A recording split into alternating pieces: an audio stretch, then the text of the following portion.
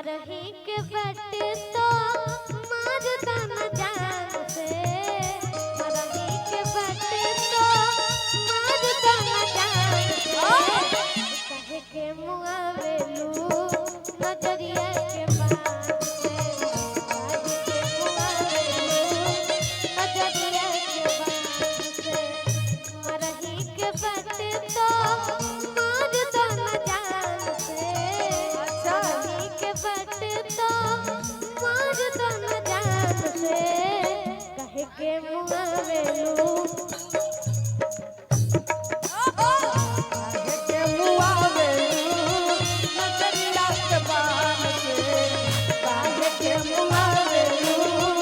नजरिया के बात से।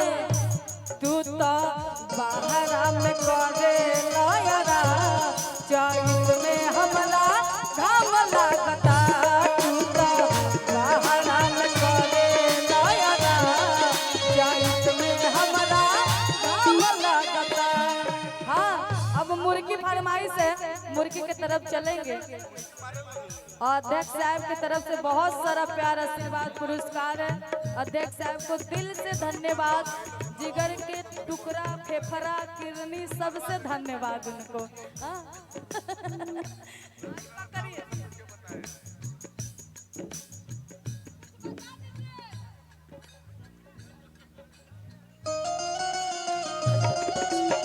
रोतिया के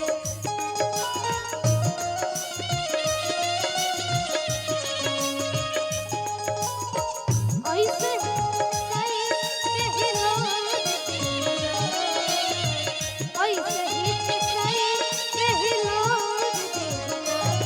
बट को मोर समझो पिया छोड़ दी, बट को मोर समझो पिया छोड़ देना। तू तो बाहरा में करे लयरा, चैत में हमला घाम लागता।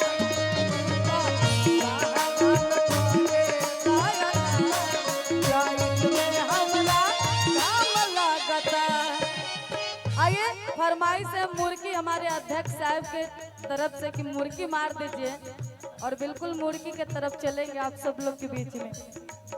ये मुर्गी हमारे काल है, जहाँ जहाँ मुर्गी, हाँ एकदम बिल्कुल। बाकी आइए, ये बड़ा आज लोहा वाला स्टेज है। देखा ठीक से मार दे हम राजन भैया। हाँ, आज टेनी लाल से भी मुर्गी मरवाएंगे। टेनी लाल जी भी मुर्गी मारेंगे। आप दोनों आदमी पहले मुर्गी मार दीजिए, उसके बाद हम मारेंगे। आइए टेनी जी, भाव मत खाए ना वो। हाँ? आइए तो। हेलो, तू लुधियाना में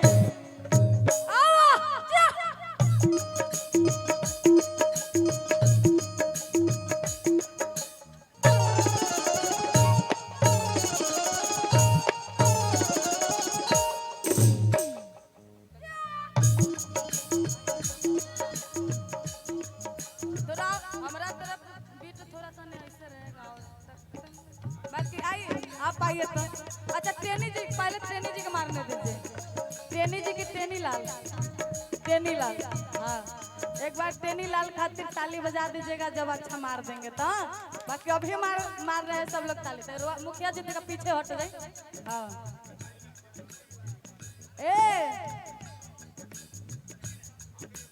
ओकरे बाद हम मुखिया जी से भी मुर्गी मरवा देंगे। बाकी आप बड़ी सुंदर भाव में औरत कहत तू लुधियाना में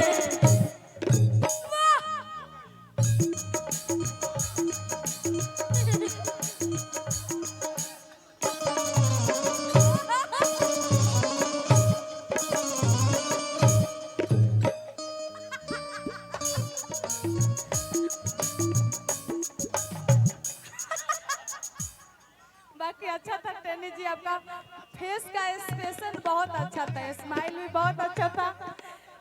ऐसा होना चाहिए कि लोग हंस दे। मुखिया जी एक बार हुआ मुर्गी मारे, नहीं एक बार हल्ला करके बताइए तो मुखिया जी मुर्गी मारेंगे। हाँ